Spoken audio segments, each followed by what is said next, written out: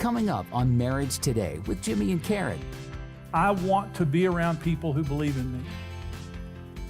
I want to be around people who focus not just on themselves, but also on me. And when you have two people in a marriage who both believe in each other, that's you become best friends.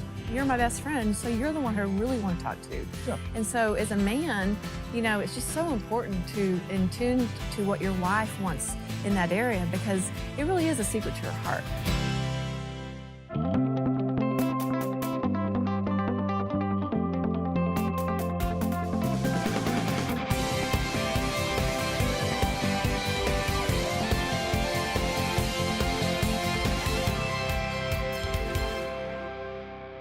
So I want to talk about a couple things. The first is I want to talk about steps to being best friends with your spouse. Here's developing a friendship with your spouse, and here's how you do it. And the first is to be faithful.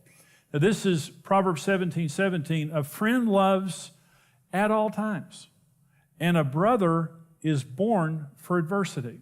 Okay, this is Proverbs 18:24. A man who has friends must himself be friendly, but there is a friend who sticks closer than a brother. Now, friendship is mostly developed or lost in hard times. Okay. Good times are great. When we're friends and things are going great, that's great, that's good. But when hard times hit, you will either gain my friendship more or lose my friendship more for what happens in hard times. Now, Karen and I, our marriage got healed, and the Lord miraculously healed our marriage, and people started coming to us for marriage counseling, and I came on staff at the church. So I was speaking in front of people. I'd never done that before. I was terrified of that, of every issue I was. Well, I lost my friendship with Karen. Karen became the enemy. And I was trying to succeed at church, and I was trying to be all things to all people and not fail. I lost a couple of years with my kids. I don't remember those years. I have vague memories of those years, but I don't remember them very well. And the only thing I remember was just working my tail off, trying to not fail. And the motivation was fear. It was 100% fear. And I would come home at night, and Karen's a great woman. She's just a great wife. But I would come home at night, and what I wanted her to do when I came in at night was say, "You poor baby, you've been fighting evil all day. You come in here and you don't lift a finger. We got you taken care of." And that's what I wanted. Okay, but that's not what happened. And I would come in the house, after a 12 to 14 day at work, 7 days a week. And she said, "I need this, Brent needs this, and Julie needs this." And it grated on me. And I thought, I am trying to pastor a church. I'm trying to minister to people. I've been visiting the hospitals. I've been counseling. I've been doing funerals and weddings. I've been preparing for messages and all this kind of stuff. And so she would just stand there and look at me. I was exhausted. I was just gone. And she would just look at me like, "I need this. Brent needs this, and Julie needs this." And I thought, "Sister, you're persecuting the Lord's anointed. God's going to strike you dead. And you better watch it." Oh my gosh. So we started fighting about that. And I started sleeping on the couch. And I just thought, I'm tired of that nonsense. And I was very self-righteous about it. I was very self-righteous. And I was praying. The third night on the couch, I was praying. And I was praying for Karen, for God to change her hard heart. And I was laying there on the couch, and I said, "Lord, I pray that you'd help Karen, because she's wrong." And here's what the Lord said to me. He said, "You have communicated to Karen in real terms that the church is more important than she is. Now you repent."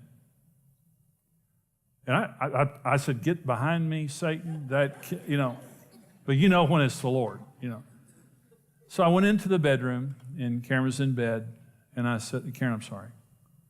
And she said, "What?" And I said, I need to leave the church. I'm not prepared. I've never been to seminary. I don't know what I'm doing. I'm terrified. And it's just killing me. Now, the church was growing. The church was doing good. But it was killing our family.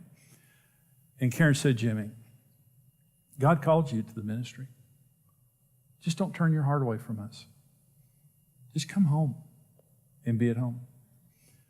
And so I stayed working for the church, and I went to the elders, and I said, help me. Help me to not be all things to all people. Help me to cut back, protect me, because I'm burning out. I'm no good at this, and all this stuff. Well, they did, but here's my point. I wasn't faithful to my friend, but my repentance to her was one of the things, because I was deeply repentant, and I changed. I changed everything after that. You have to be faithful. You can't just be your spouse's friend when you want to be or when it's convenient. In the hardest time, a friend loves at all times, and a brother is born for adversity. It's the hard times of life that your friendship is developed the most. It's the hard times in life where the trust in our relationship is developed the most. That's when we have to pay the most attention. And if we've made a mistake, that's where we have to be careful to go back and make it right. The second foundation of friendship is believing in each other. And this is what it says in James 2. The scripture was fulfilled which says, Abraham believed God, and it was accounted to him for righteousness, and he was called the friends of God. Best friends, you'll never be friends with someone who doesn't believe in you. And so, did you know, by the way, one of the reasons for marriage is that it brings us both to our full potential? That what we do for each other is we both release the potential in our spouse. Let me give you an example of this. The number one need that a woman has is security. And a woman becomes in an atmosphere of security. A good husband is a good greenhouse. He provides a nurturing, protective environment for his wife. Well, when Karen and I got married, I never considered her calling. I never considered that, because I was a chauvinist. I didn't believe that women were as important as men. And so I believed in Karen. I loved her physically, and I loved a lot of things about her, and I praised her for that. But because of the environment that I created for Karen of insecurity, she never became. So one day I'll stand before Jesus and give an account for what I've done for Karen. And understand this. Every husband is God's partner to bring his wife to her full potential. But in order for that to happen, you have to believe she has potential. You have to believe that God made her in her mother's womb to do something special, whatever that is. And as a husband, my job is to be God's partner, to find out why God created Karen and to believe in that. In other words, if I don't get mine, she's going to get hers. More important than me getting there, I want to get her there. I want to make sure that my wife understands if she's a stay-at-home mom, if she's a teacher, if she's a nurse or a doctor, if she's an astrophysicist, I want her to know that it is very important for me that she gets where God created her to be, that I believe in her. And that's what heals women. What scars women is for them to be lesser, not believed in, have to fight for everything that they get. So it's a husband's role to believe in his wife, to speak destiny into her. In other words, not boss her around, but to agree with her that there's a special call in her life for every woman. Men become in an atmosphere of praise. A man's number one need is respect. We don't need what women need. We need respect. Men become in an atmosphere where they're respected and praised.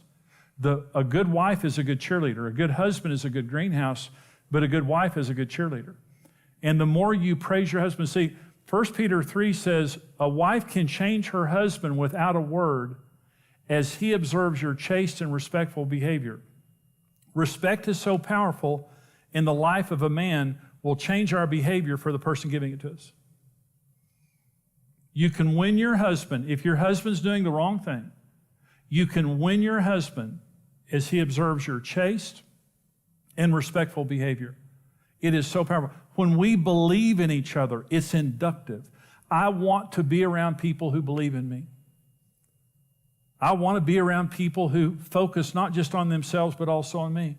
And when you have two people in a marriage who both believe in each other, that's you become best friends.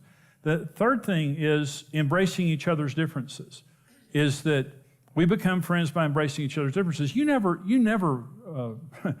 have a friend who criticizes you all the time and who rejects your differences. Now, if you married someone normal, they're not like you. Now, that doesn't sound good, but it's right. If you married a normal person, they're just completely opposite of you. Now, we need to be compatible, but compatibility is not based on sameness. Compatibility is based on character and values. Do we believe in the same things? Are we going the same place? Do we want the basic same things in life? That's what makes us compatible. But even if you're very compatible, if you marry your perfect soulmate, you're just completely different than they are. And there's 3 types of differences in marriage. There are rejected differences, there are tolerated differences, and there are celebrated differences. When Karen and I got married, I completely rejected her differences. She was a normal woman, but I didn't understand women. And I just thought, I'm normal, she's not like me, so she's not normal. And, there's the old saying that marriage is about becoming one. The question is, which one? And a lot of times we get married, and rather than accepting the differences in our spouse, we try to train them to be like us, which is impossible. You can't change the unchangeable. And the surest way to fail is try to change the unchangeable. A woman's number 1 need is the need of security. Her number 2 need is open and honest communication. Her number 3 need is soft, non-sexual affection. Her number 4 need is for leadership, for her husband to be the loving initiator. Man's number 1 need is respect. His number 2 need is sex. His number 3 need is to be friends with his wife. And his number 4 need is domestic support. How can you get more different than that? We're different. We're 2 halves of a whole. And so many times in marriage, rejected differences mean you're weird. You need to be like me, because if you were like me, you wouldn't be weird anymore. But you're just, when I would say to Karen, when we first got married, she would say something, I'd say, that is so weird. It wasn't weird. She was just being normal. She was just being a woman, but I rejected it. The second thing is tolerated differences. It's, I get it. Women, you can't live with them. You can't live without them. I'll tolerate you. You're pretty, so you can hang around. Celebrated differences. I'm so glad you're on my team. I just think you're awesome. We fit together just like this, don't we? All of my weaknesses, you fill them in. Isn't it just awesome how God put us together? You never are friends with someone who puts you down. You're never friends with someone who doesn't believe in you. Number 4, be real and transparent and allow your spouse the same right. Be real. This is John 15:15. No longer do I call you servants, for a servant does not know what his master is doing, but I have called you friends, for all the things that I heard from my Father I made known to you. And so friendship means being honest. Okay, this is the next one here. Be a safe place of refuge for your spouse. If there's going to be honesty in the relationship, it just means I'm going to be listen, okay, here's how you know who your best friend is. It's the first person you call when something great or bad happens. Why do you make that call? Because they're safe. I know that if something bad happened, that they're going to be merciful. If something good happened, I know they're going to celebrate with me. I know that they're not going to be disinterested. I know that they're not going to be unkind or judgmental. And so I want to be Karen Evans' safe place. If anything good or bad happens in her life, I want her to come to me first. And for that to happen, I've got to be non-judgmental. I've got to be a good listener. I've got to value what she says, and I have to be there in those times she does it. So I'm going to be her safe place. Here's another thing, and this is critically important. Be fun and creative and have a positive attitude. Proverbs 18:24, a man who has friends must himself be friendly. Now, I do a seminar called Sexual Love and Communication, and in there I do a teaching, and it's called the fun factor. Now, this is an interesting thing. Having fun in marriage dramatically improves your marriage. And one of the danger signs in marriage is when you're not having fun. We talked to women for just a minute. Come into his world. Don't get lost in the identity of a mother. And one of the things that happens that can damage the friendship of a marriage is you get married and you begin to have kids, and you have 3 or 4 kids or whatever, and all of a sudden your kids own you. You're doing everything you can to please them, and you lose your identity of a friend to your wife and being a mother to the kids. And sometimes you can even start treating your husband like a kid, because sometimes they can act like kids. And so everybody's a kid. And all of a sudden, you're lost in the identity of a mother rather than being your husband's best friend. And one of the most important things is to have fun with your husband and to go into his world, to find things that you enjoy doing together. But I told the story recently about a couple that their marriage was healed because she went deer hunting with him. And she didn't deer hunt. But their marriage was in trouble. And she said to her husband, he was going deer hunting, can I come with you? And he just turned and looked at her like, sure, you can come with me. We love that. We love that. And it doesn't have to, women a lot of times, they consider a date something that you really worked hard on. But a man, it's a date if we jump in the pickup and go down to 7-Eleven. I mean, it's just being with you is a date. Just being in your presence, having fun and hanging out, that's a date. So you work hard at having fun. The last thing is bearing each other's burdens. This is Proverbs 17:17. A friend loves at all times, and a brother is born for adversity. Galatians 6 says, bear one another's burdens and so fulfill the law of Christ. Well, that's what friends do. So when Karen and I wake up in the morning until the time we go to bed, now this is the truth, we serve each other. That's all we do. I do the stuff I'm good at. Karen does the stuff she's good at. And we serve each other all day long. We bear each other's burdens. And so physically, I've got an office at home, and Karen will call me and say, I'm coming down the street, I've got groceries. You know what that means? That means meet me in the garage. There's some fetching and toting you're about to do. Okay, I do that. I love it. See, here's another way to say that. My friend is not someone who stands back watching me do something and doesn't help. Right? Friends help. You're moving and they say, you need some help? Something's going on, so you need some help? That's my friend. My friend is not going to sit there and watch me do something that's a burden and not help me. So my job is to do what I'm best at. So Karen will say to me today, can you go get the mail? Can you do this? I fold clothes. I vacuum. I make beds. I don't cook for health and safety reasons. There's limits to what I can do. But Karen serves me all day long. When I was getting ready to come here tonight, Karen said, what do you need? And I said, would you mind doing this and this? No. She goes and does it. So we serve each other. We bear each other's burdens, but I'm not going to stand back and watch her working and suffering and doing something that I can do without helping her. Because, why? Because we're friends.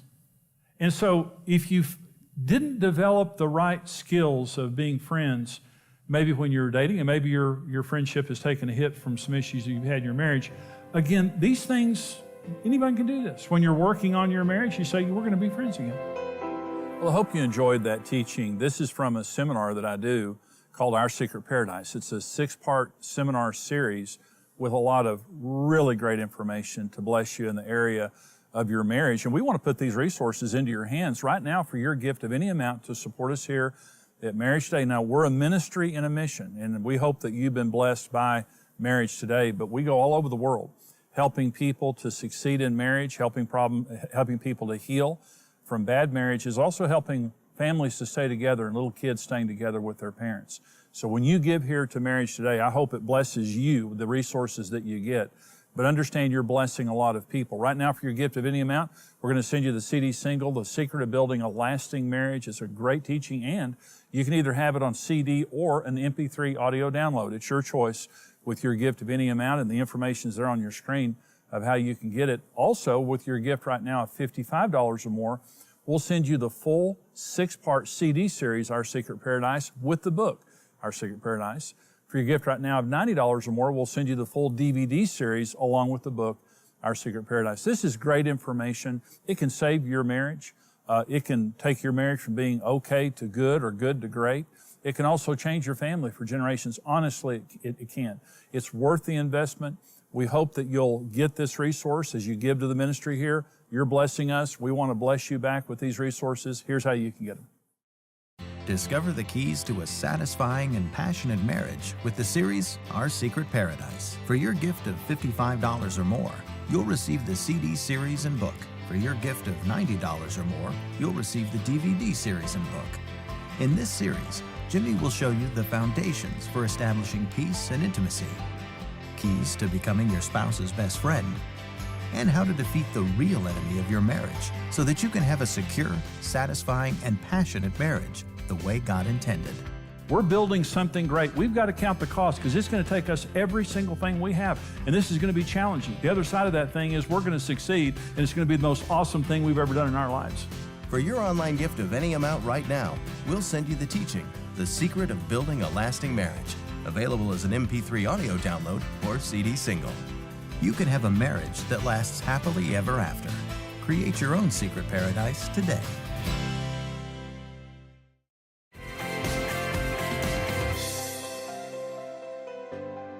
Well, this program today is on being best friends in marriage, which is huge. It's really the bedrock, Karen, the foundation of your relationship. And really when you're dating, the purpose of dating is to establish a friendship. That's what we did. Yeah. I mean, we became really best friends immediately. I mean, we talked about everything. Yeah. You know, and we dated for so long. We dated for 4 years, so we got to know each other. Huge. It was like the best thing that could have happened to our relationship. Well, sometimes people, their friendship, they had a friendship, but in the midst of marriage, it kind of eroded. In fact, we have a couple of questions from viewers here. Okay. My wife treats me more like her child rather than her friend. It's very emasculating. What can I say to get through to her? Well, I think praying, first of all, just praying that God would break through her heart. And secondly, women need to understand that men need their wives to be their friends. And sometimes you get mad. You know, she could be mad at him and she's just kind of taking it out on him. Or she's kind of become more of a mother than a wife. You I was know, going to say, it's a mother thing. yeah, and so he's kind of annoying her, and rather than focusing on him and their friendship, she's focusing on the kids, and he's not, doing what Well, and I she think wants it him to do. helps if the woman brings the man into her world, as far as like, if she's treating him as a child, it's probably because she hasn't stopped and thought, okay, he's my partner. He's not my, child. And, just find ways for him to be involved in the same things you're involved in. Yeah. Where you see each other as co-equals instead of the mothering, I do this well, so I want you to do it like me. Right, and respect is a man's number one need. But another important need to men is for their wives to be their friends. So that it's kind of a double sword here, double-edged sword. She's disrespecting him and not being his friend. And so I think that talk to her, but it's something that I think women need to understand, that they need to, respect their husbands and put them first. Karen, let me read you this question. Okay. Karen, how do you get your husband to open up? I want him to talk more and share with me. Well, you and I went through this because, you'd come home tired from work and it's just like, I need to talk. You have little kids. I thought you were nosy. And I wasn't. And so, but I am kind of, no, that's okay. But anyway, it's just that time to be able to talk. I mean, a woman needs that. That's why we have girlfriends. Sure. But her best friend, you're my best friend, so you're the one who I really want to talk to. Yeah. And so as a man, it's just so important to in tune to what your wife wants in that area, because it really is a secret to her heart. To be able to communicate. Open and honest communication is one of a woman's most important needs. To be able to communicate with each other and to share each other's feelings. And even as a guy, you may be bored, and there's times I've said, you're checking out, I'm talking. Yeah. You still need to stay engaged, Well, it's not one of my major needs, but I enjoy it. I didn't back then. But when we began to talk, it really was enjoyable to me. Okay. But the other thing is, it doesn't matter if I want it or not. It matters that you need it. Exactly. The secret of being friends is meeting a need in your spouse that you don't have. Because most of our needs are different. And sometimes we think, well, if I had a good marriage, if I married my soulmate, they would need everything that I do. That's not true at all. And so when you need to talk, this woman's saying, how do I get my husband to open up and talk? The number one way to do that is to, well, first of all, meet his needs. Come into his world, meet his needs. But tell him, honey, I need to talk. I need to, and honestly, we have resources that help. Marriage on the Rock is an example of this. Our Secret Paradise, the resource we're offering right now, talks about, how to open up to each other and how to develop intimacy in your relationship. And so we're almost out of time here, but again, this program is on being best friends. Karen and I are best friends, and our friendship is the foundation of our relationship, but we work at it. It's something that we have to work on to keep it the way that it should be. When you watch this program, I hope that you're blessed. I hope you're helped. Our passion and our mission is to take this message of hope and encouragement for marriage and take it around the world. Right now, we're broadcast into millions of homes in North America and over 200 countries worldwide, every day, multiple times a day. And when you stand with us financially as a partner of Marriage Today, you're helping us. Hopefully, you're getting blessed by it as well. But you're helping us to go across America and around the world, giving millions of people hope and help for their marriage and keeping little children together with their parents. There are thousands of children together with their parents because someone like you supported us. The information is there on your screen of how you can write us. You can go on our secure website, or you can call us and give your most generous gift. Thank you for all of you who stand with us financially. We pray God's blessing on your marriage, your family, your life. Again, I hope that this program has been a blessing to you. Thank you for joining us. Come back next time. Bye-bye.